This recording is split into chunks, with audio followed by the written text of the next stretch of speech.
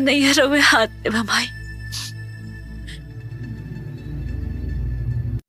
हमेशा से देवरानी और जेठानी के बीच झगड़ों के ऊपर बनी कहानियाँ देखी गई। भोजपुरी में मेकर्स जो है कई तरह की फ़िल्में बना बना करके थक सा गए हैं और लगातार अब जो भी फ़िल्में बना रहे हैं totally different type of story पे आधारित फ़िल्में बना रहे हैं।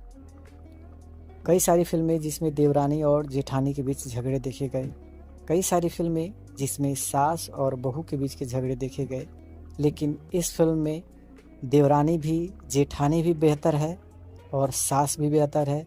सिर्फ कहानी उस परिस्थिति पे है जो एक बहू के साथ बीतती है और फिर वो किस तरह से जेठानी इनकी अपनी सगी बहन की तरह उनका ट्रीटमेंट करती है, यानी कहने का मतलब उनके साथ व्यवहार करती है, और फिर देवरानी क्या करती है। इसी पे आधारित बनाई गई ये काफ़ी शानदार फिल्म। हालांकि यूपी वाली और बिहार वाली फिल्म का नाम है, जैसे कि आप लोगों ने पहले भी छपरा वाली, सिवाना वाली, इस तरह के नाम के साथ कई सारी फिल्में देख चुके होंगे, लेकिन स्टोरी उनमें जो थी वो स्टोरी काफ़ी नॉर्मल थी। इस स्टोरी के सामने जिस तरह की कहानी इस फिल्म में बना दी गई है, यूपी वाली बिहार वाली नाम से बनी ये भोजपुरी फिल्म, जिसमें संजना पांडे हैं, रानी चटर्जी हैं, प्रशांत सिंह हैं, और इनके अलावा कई सारे कलाकार हैं जो फिल्म में अपने बेहतरीन किरदार को निभाए हैं।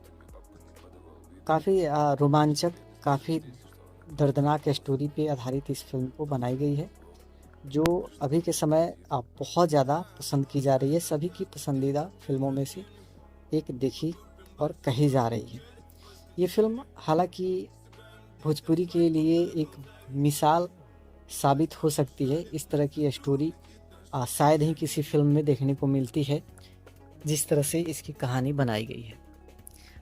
बात करें फिल्म की कहानी को लेकर तो आपको ये चीज़ प्रतीत होगा कि सास और बहू के बीच में कोई अनबन हो सकती है, या फिर ये प्रतीत होगा कि देवरानी और जेठानी के बीच में नहीं बनने वाली है, नहीं जमने वाली है।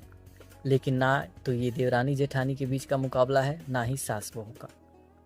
रानी चटर्जी, संजना पांडे, प्रशांत सिंह, आलोक सिंह भी हैं, और इन दोनों की सास रीना रानी, जैसे कि आप लोग रीना रानी की कलाकारी, एक्टिंग को जानते ही होंगे कि कितनी खतरनाक सास का किरदार करती हैं। ऊपर से ललित उपाध्याय, श्वेता वर्मा है, प्रेम दुबे हैं, और बाकी मंजुल ठाकुर के द्वारा फिल्म को डायरेक्ट किया गया है। और देखिए तो प्रोड्यूस मंजुल ठाकुर और संदीप सिंह ने किया है। मंजुल ठाकुर एक ऐसा नाम है जो सामाजिक और एक बहुत ही इमोशनल स्टोरी को बनाने में महारत हासिल है इनको। मंजुल ठाकुर की फिल्में ज़्यादातर इसी तरह की स्टोरी लाइन पे बेस होती है। तो इस फिल्म में देखा ये जाता है कि संजना पांडे जो है वो एक बिहार की लड़की होती है और प्रशांत सिंह यूपी से होते हैं। यूपी में उनके भाई जो होते हैं उनकी शादी यूपी की ही लड़की से हुई होती है। आलोक सिंह जो होते हैं उनके बड़े भैया, उनकी शादी यूपी के लड़की से ही हुई होती है जो रानी चटर्जी के रूप में होती है। यूपी की लड़की रानी चटर्जी उस घर की बड़ी बहू है, और फिर इनकी शादी तय होती है एक बिहार की लड़की संजना पांडे से। हालांकि रानी चटर्जी पहले कुछ एक्टिविटी ऐसी दिखाती हैं जैसे कि ये खुद को बहुत ही बड़ी समझ रही हो, लेकिन बाद में इनका व्यवहार देखकर ऐसा लगता है कि इन्होंने जो रूप दिखाया वो ऐसा कुछ इनके अंदर था नहीं। होता क्या है कि वो कहती हैं कि यूपी में बहुत सारी लड़की है, बिहार की अनपढ़ गंवार लड़की से शादी करने का क्या फ़ायदा। लेकिन ये लोग कहते हैं अरे अच्छा है, एक यूपी की रहे, तुम यूपी से हो ही, एक बिहार की आ जाएगी, ठीक होगा। तो ठीक है, अब लड़की देखने और शादी का समय, डेट सब फिक्स हो जाता है। तो लड़की का गोत्र जांचने, उसका कैरेक्टर वगैरह मतलब परखने के लिए रानी चटर्जी, जबकि जेठानी है, ये खुद वहाँ पे जाती है, उस घर पे जाती हैं शादी के दिन ही। वहाँ पर जाके लड़की को परखती हैं, समझती हैं, जानती हैं, उससे बात करती हैं। तो पता लग जाता है, उनको सब कुछ अच्छा लगता है। कहती है ठीक है, अपने ससुर से फ़ोन करके बताती है पिताजी सब बढ़िया है, बाबूजी सब बढ़िया है, कोई दिक्कत नहीं, लड़की का गोत्र वगैरह सब कुछ मैच खा रहा है। तो यहाँ शादी हो जाती है। शादी होने के बाद ये जब विदा होकर के घर पे जाती हैं, तो संजना पांडे अपने हिसाब किताब अपने सिस्टम से अपना काम करती हैं, जिसे देख करके रानी चटर्जी कहती हैं कि अरे ये तो जब से अनपढ़ गंवार आई है इस घर में, पूरा घर को बिहार बना के रख दी है। हमेशा भोजपुरी भाषा में बात करती है सबसे, और एकदम मतलब बिहारी देहाती की तरह रहती है यहाँ पे। इस पे इन लोगों में थोड़ा बकझक भी होता है, इंग्लिश में बातें भी होती है। रानी चटर्जी कुछ बोलती हैं तो संजना पांडे भी बोलती हैं, वो भी कोई अनपढ़ गंवार नहीं है, वो भी वैसे ही बात कर लेती हैं। तो इस तरह से आगे बढ़ता है। लेकिन जस्ट ही कुछ शादी के कुछ ही दिनों के बाद ये पता चलता है कि संजना पांडे पेट से है। अब ये बात सुन करके पूरे घर में खुशी का माहौल आ जाता है, क्योंकि रानी चटर्जी जेठानी है और ये देवरानी है। जेठानी के अभी तक कोई बच्चे नहीं है और देवरानी माँ बनने वाली है, तो बहुत खुशी की बात है उस परिवार के लिए। और धीरे धीरे समय बढ़ता जाता है, इनके पेट में पल रहा बच्चा के आने की खुशी जैसे ही रानी चटर्जी को मिलती है, वो जानती है कि अब ये माँ बनने वाली है, प्रेग्नेंट है। रानी चटर्जी उनका इतना ख्याल करने लगती है, कहती है आज से यूपी वाली बिहार वाली बंद, प्यार वाली बातें शुरू। इनके लिए खाना बनाना, इनका सेवा करना, हर चीज़ का ख्याल रानी चटर्जी बहुत अच्छा से निभा रही होती। तभी अचानक संजना पांडे एक दिन गिर जाती हैं, उनके पेट में चोटें लग जाती है।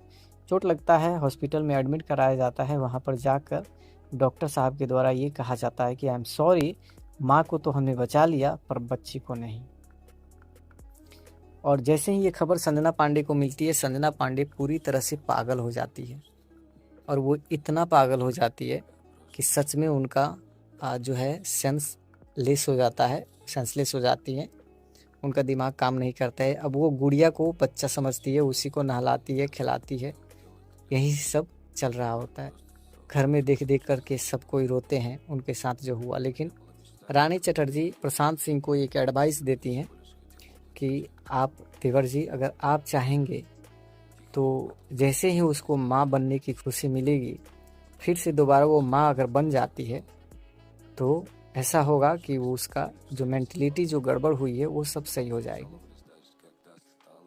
तो प्रशांत सिंह उनके साथ फिर अच्छा से रहना स्टार्ट कर देते हैं। हालांकि वो सही से रहने नहीं देती हैं, पागल हो गई हैं, क्या व्यवहार करती हैं, किस तरह से करती हैं, ये चीज़ तो उनका हरकत बन ही गया है।